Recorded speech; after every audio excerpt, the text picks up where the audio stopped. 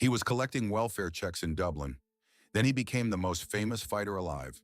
This is the full story. The belts, the billions, and the price he paid for every single one. 13 seconds. That is all it took to rewrite history. But to understand that moment, you have to go back to a housing estate in Crumlin. Crumlin, Dublin. Working class. Tight streets, tight money. Conor Anthony McGregor was born here on July 14, 1988. His father drove a taxi. His mother kept the home. At 15, Conor started an apprenticeship as a plumber. The pipes, the ladders, the ordinary life mapped out ahead of him. Then a friend brought him to Crumlin Boxing Club. The moment Conor McGregor put on gloves, everything changed. He found his way to Straight Blast Gym in Dublin. Coach John Kavanagh saw something. Raw, unpolished, but unmistakable. At 18, Conor quit the plumbing apprenticeship. He claimed welfare, 188 hours a week. He told his parents, "I am going to be a UFC champion." They smiled. They worried. The cage became his classroom.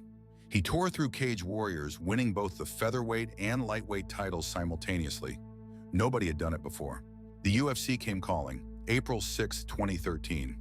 Marcus Brimage lasted only 67 seconds. The Octagon had a new name to learn. He talked like no one before him.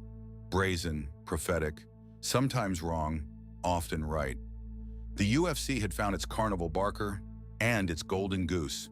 Jose Aldo, unbeaten in a decade, 45 fights, considered the greatest featherweight who ever lived. McGregor called him a coward, called his homeland a slum. The world recoiled and tuned in. December 12, 2015, Las Vegas. The MGM Grand. The bell rang.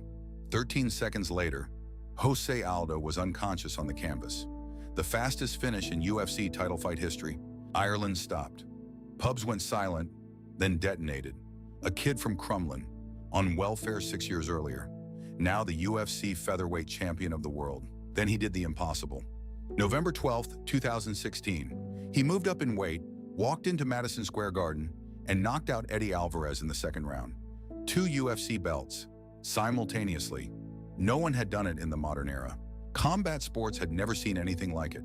Conor McGregor, an MMA fighter, stepping into a boxing ring to face Floyd Mayweather Jr., the most decorated boxer of his generation, a 50-fight unbeaten record.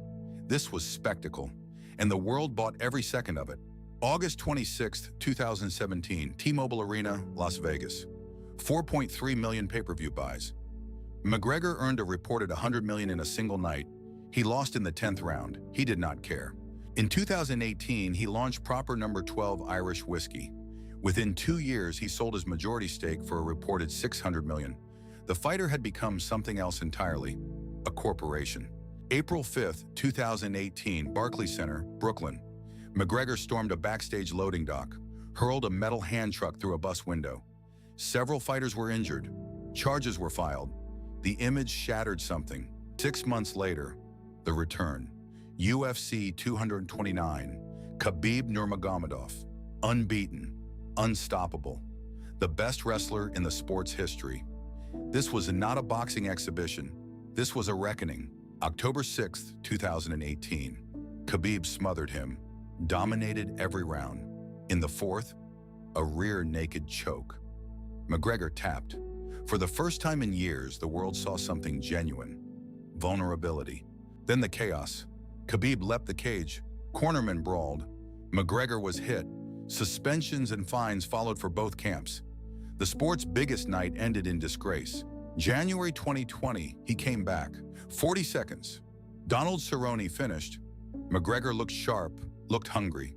The old believer in every person who had ever cheered for him lit up again. But Dustin Poirier had studied the cracks. January 23, 2021, a left body shot, a right hand. McGregor down, stopped. For the first time in his career, finished on the feet. They ran it back. July 10, 2021, UFC 264. In the final second of round 1, McGregor planted his foot. It snapped. The tibia and fibula, broken. He sat against the fence, bellowing. The fight was over before the second round ever began. 2 broken bones.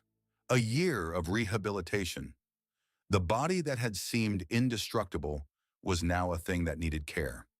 Surgeons, crutches, ice baths, the long, anonymous grind that nobody sees.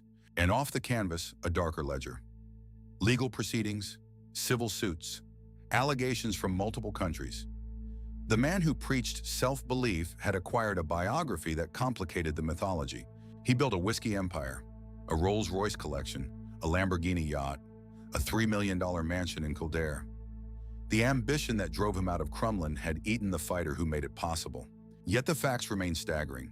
2 UFC championships simultaneously, a boxing match that generated over $600 million in revenue, a spirit brand worth nearly $1 billion. Combat sports had never produced a figure like him, and may never again. But the fight game always collects what it's owed.